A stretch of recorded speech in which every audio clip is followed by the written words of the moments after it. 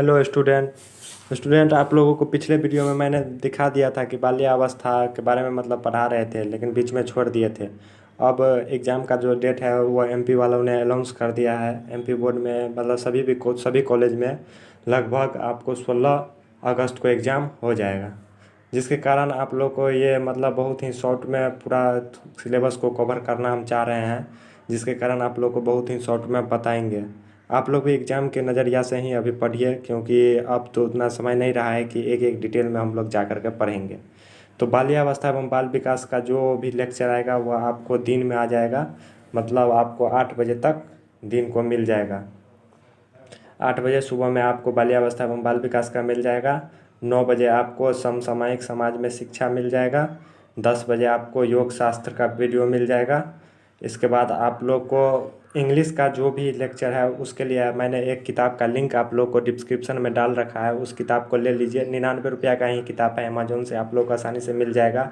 बहुत अच्छा बुक है, आप लोग यदि उससे तैयारी करते हैं तो बहुत ही अच्छा रहेगा। अच्छा से उसमें लिखा गया है। आप लोग वो बुक ज़रूर आप लोग परचेज कर लीजिएगा, लिंक आप लोग को डिस्क्रिप्शन में मिल जाएगा, अमेजोन पर उपलब्ध है। अभी हम लोग जो पढ़ेंगे वो पढ़ेंगे समसामयिक समाज में शिक्षा। समसामयिक समाज में शिक्षा पढ़ेंगे। आप लोग ज़्यादा नोट नहीं अभी बनाइए, मतलब समझने का कोशिश कीजिएगा कि हम क्या आप लोग को बोलने का कोशिश कर रहे हैं, उस बात को आप लोग केवल पकड़िए। समसामयिक समाज में शिक्षा जो पढ़ेंगे उसमें आप लोग को कई इकाई में उसको बांटा गया है। जैसे मैं उसको 5 इकाई ले लिया है, जिसको 5 चैप्टर आप लोग बोल सकते हैं। 5 चैप्टर के अंतर्गत इसको पढ़ना पड़ेगा आप लोग को, मतलब घुमा फिरा के आप लोग को इसमें भी कम से कम 7 से 8 रोज़ आप लोग को देना पड़ेगा समसामयिक समाज में शिक्षा को कवर करने के लिए। जिसमें आप लोग पहले पढ़िएगा राजनीति एवं भारतीय शिक्षा। क्या पढ़िएगा? राजनीति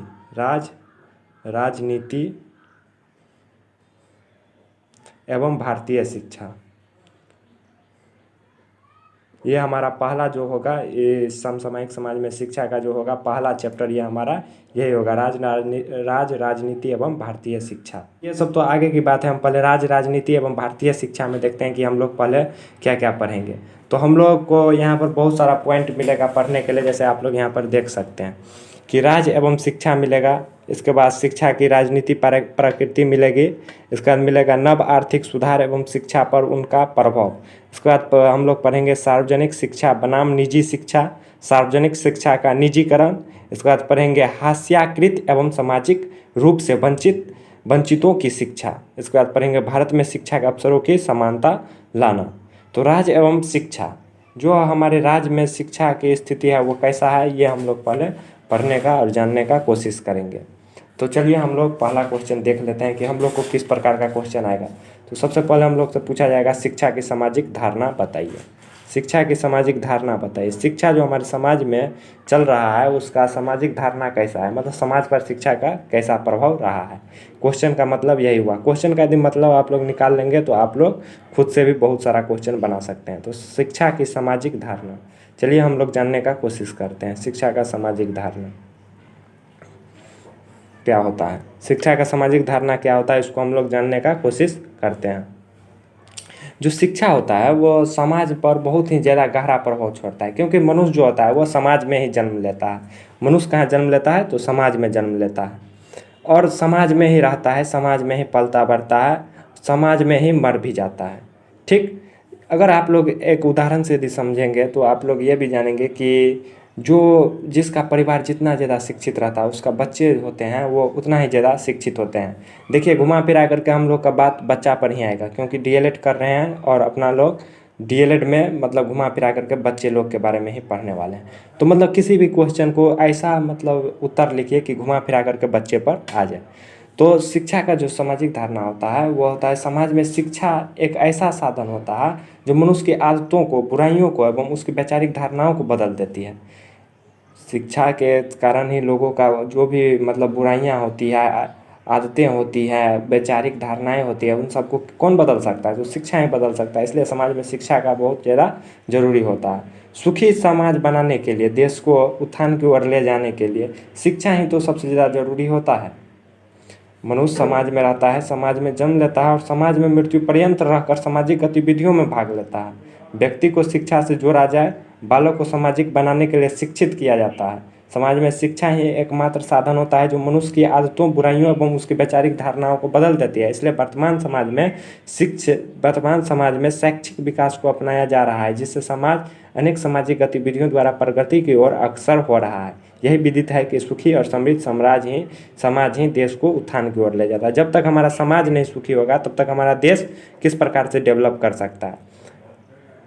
सबसे पहले तो हमारा परिवार जो होता है उसको शिक्षित होना चाहिए। जब परिवार हमारा शिक्षित होगा तो उससे ज़रूर समाज का, माना कि हमारे समाज में आज 10,000 लोग रह रहे हैं, मान के हम लोग चलते हैं, उससे ज़्यादा ही रहते हैं, माना कि 10,000 लोग हमारे समाज में रह रहे हैं, ठीक।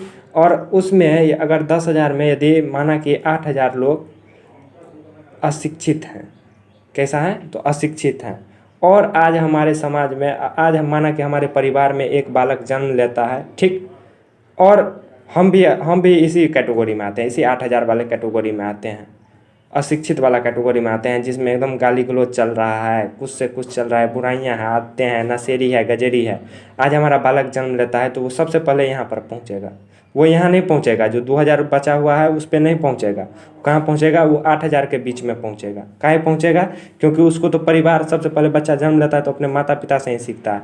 देखेगा अपने माता पिता को नशेड़ी, गजेड़ी, भंगेरी, अशिक्षित, मतलब गाली गलौज करते हुए, तो उसका भी परिवेश उसी प्रकार का हो जाएगा, तो वो बालक भी इसी में पहुँचेगा, ना कि यहाँ पहुँचेगा।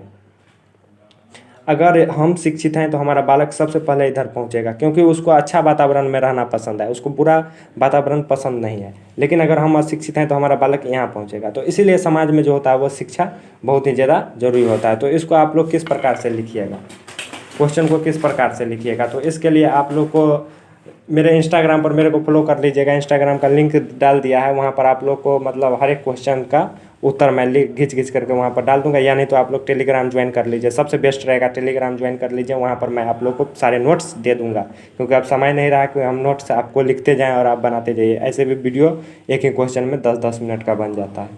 अब हम लोग जानेंगे कि राजनीतिक वातावरण क्या होता है। राजनीतिक वातावरण क्या होता है, हम लोग क्या जानेंगे कि राजनीतिक वातावरण क्या होता है। पहले हम लोग क्वेश्चन लिख लेते हैं। राजनीतिक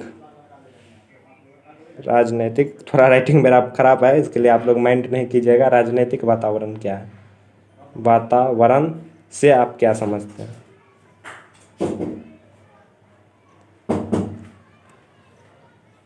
आप क्या समझते हैं?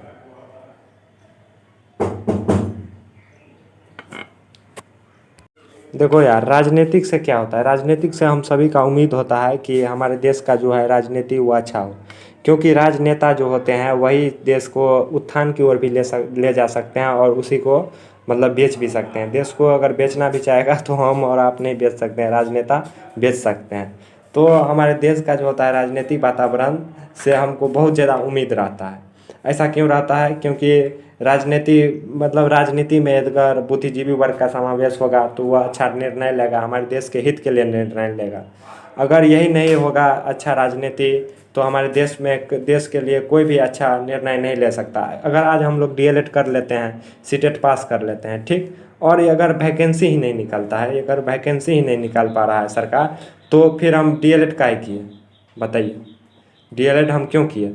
हम बैठने के लिए डीएलएड किए हैं या फिर हम प्राइवेट जॉब करने के लिए डीएलएड किए हैं? हम तो डीएलएड किए हैं टीचर बनने के लिए। अगर टीचर के लिए वैकेंसी नहीं निकल रहा है तो फिर तो हम लोग डीएलएड बेकार में ही कर रहे हैं। तो इसीलिए मतलब थोड़ा सरकार को सोचना चाहिए कि मतलब इसमें जितना भी होगा शिक्षित लोग ही डीएलएड कर पाएंगे। आप शिक्षित हैं कि आप नहीं एजुकेटेड हैं? आप भी एजुकेटेड हैं तभी तो ये कर रहे हैं। आई एम राइट और रॉन्ग? सही बोल रहा हूँ कि मैं गलत बोल रहा हूँ? देखिए क्या होता है कि राजनेता, जितना भी राजनेता होता है वो पहले अपने पेट के बारे में सोचते हैं, अपने बारे में सोचते हैं, इसके बाद दूसरे के बारे में सोचते हैं।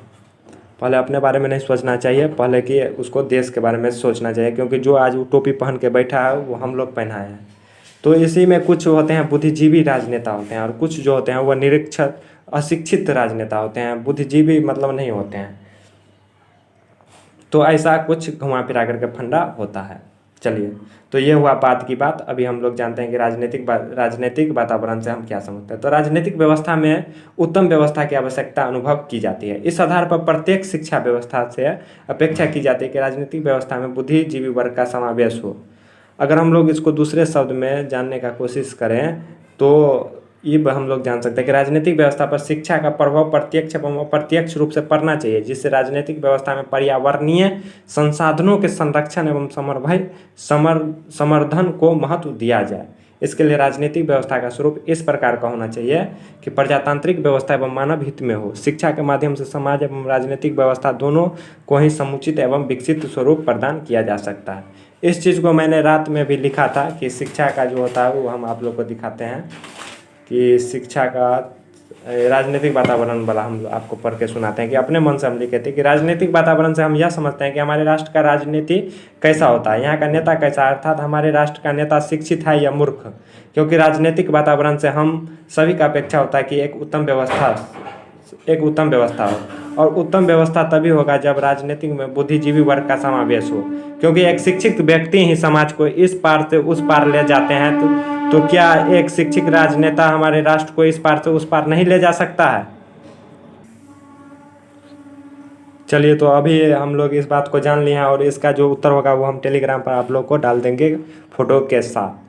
तो अभी हम लोग अब जानेंगे कि राज्य शैक्षणिक अनुसंधान एवं प्रशिक्षण परिषद की स्थापना कब हुई, इसके प्रमुख कार्य बताइए। तो इसका स्थापना जो हुआ था, राज्य शैक्षणिक अनुसंधान एवं प्रशिक्षण परिषद की स्थापना जो हुआ था वो 1961 में हुआ था। कब हुआ था? 1961 में हुआ था। इसका कार्य जो होता है वह होता है राज्य स्तर पर शिक्षा संबंधी कार्यों का अनुसंधान, शिक्षक प्रशिक्षण, विषयक मार्गदर्शन देना। मतलब टीचर ट्रेनिंग के लिए जितना भी चीज़ किया जाता है वो राज्य शैक्षिक अनुसंधान एवं प्रशिक्षण परिषद के द्वारा ही किया जाता है। दूसरा जो होता है वो होता है शैक्षणिक साहित्य सामग्री का लेखा एवं प्रकाशन कार्य कराना।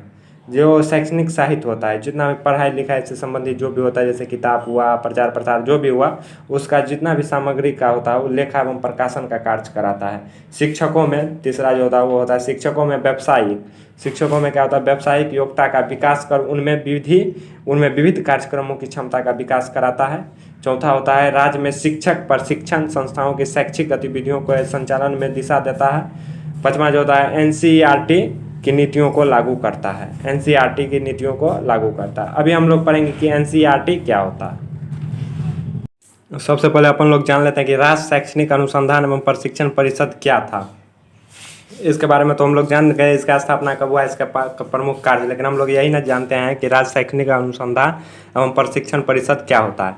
तो दोस्तों, यह परिषद प्री प्राइमरी से सी सेकेंडरी व जिला शिक्षक प्रशिक्षण संस्थानों के पाठ्यक्रम निर्माण के साथ ही शिक्षक प्रशिक्षण के मूल्यांकन व शिक्षण में शोध को बढ़ावा देने का कार्य करता है। इसका कार्य क्या होता है कि ये जो होता है, ये परिषद क्यों बनाया गया था कि प्री प्राइमरी से सी सेकेंडरी व जिला शिक्षक प्रशिक्षण मतलब जो टीचर का ट्रेनिंग होता है, उनके जो संस्थान होते हैं, उनके पाठ्यक्रम निर्माण के साथ ही शिक्षक प्रशिक्षण टीचर ट्रेनिंग के मूल्यांकन व शिक्षण में शोध को बढ़ावा देने का कार्य करता है। मतलब कभी कभी आप लोग देखते होंगे कि एकदम से सिलेबस बदल गया। क्या बदल गया? सिलेबस बदल गया। जब सिलेबस बदल जाता है तो उसका कार्य कौन करता है? राज्य शैक्षणिक अनुसंधान एवं प्रशिक्षण परिषद। कभी कभी इससे कुछ रिमूव कर दिया जाता है सिलेबस, कभी कुछ ऐड कर दिया जाता है। ये सारी चीज़ वही करता है। कभी मतलब किसी को छात्रवृत्ति मिल जाता है, ये सभी कार्य वही करते हैं। कौन करते हैं? राज्य शैक्षणिक अनुसंधान एवं प्रशिक्षण परिषद। अभी हम लोग जानेंगे कि एनसीईआरटी क्या होता है। एनसीईआरटी जो होता है वो होता है राष्ट्रीय शैक्षणिक अनुसंधान एवं प्रशिक्षण परिषद। राष्ट्रीय शैक्षणिक अनुसंधान एवं प्रशिक्षण परिषद, तो ये इसके बारे में हम लोग जान लेते हैं कि ये क्या होता है। तो राष्ट्रीय शैक्षणिक अनुसंधान एवं प्रशिक्षण परिषद भारत सरकार द्वारा 1961 में स्थापित एक स्वायत्त संगठन है जो स्कूली शिक्षा में गुणात्मक विकास के लिए नीतियों और कार्यक्रमों पर केंद्र और राज्य सरकार की सहायता और सलाह देती है। अब हम लोग जानेंगे कि स्वायत्त संगठन क्या होता है। स्वायत्ता का मतलब होता है स्वयं पर फैसला लेने का अधिकार, जो स्वयं पर फैसला लेता है। तो राष्ट्रीय शैक्षणिक अनुसंधान एवं प्रशिक्षण परिषद भारत सरकार द्वारा 1961 में स्थापित इसलिए किया गया था क्योंकि स्वयं पर फैसला लिया जा सके। कोई भी स्कूली शिक्षा में गुणात्मक विकास के लिए नीतियों और कार्यक्रमों पर केंद्र और राज्य सरकार की सहायता और सलाह देती है, जो कि स्वयं पर फैसला लेकर के इसलिए किया गया था। अभी देखो, इसका जो कार्य होता है वो होता है शिक्षा के समस्त क्षेत्रों में अनुसंधान कार्य करना और उसकी प्रगति और समन्वय के प्रयास करना। इसके बाद होता है प्रसार योजना का आयोजन कराना। तीसरा होता है राष्ट्रीय शिक्षा संस्थान की स्थापना करके उसका संचालन करना। चौथा होता है राष्ट्रीय शिक्षा नीति के क्रियान्वयन में सहयोग देना। पांचवा होता है राष्ट्रीय स्तर पर पाठ्य पुस्तक निर्माण एवं प्रकाशन का दायित्व निर्वाह करना। छठा होता है देश के विभिन्न भाग में रीजनल कॉलेजों की स्थापना कराना जिससे बहुउद्देशीय शिक्षण उपलब्ध हो। इसको दोस्तों बहुत ही शॉर्ट भाषा में मैंने अपने नोट में लिखा है, जिसका आप लोग को स्क्रीनशॉट टेलीग्राम में देखने को मिल जाएगा। तो दोस्तों आप लोग इस सारे को वहाँ से आप लोग कर लीजिएगा, यहाँ ये किताबिक भाषा हो गया, इसको नहीं कीजिएगा। तो आज के लिए इतना ही, फिर दूसरे जो पाठ होगा उसमें आगे का जितना भी टॉपिक्स है उसको कवर किया जाएगा। Thank you for watching.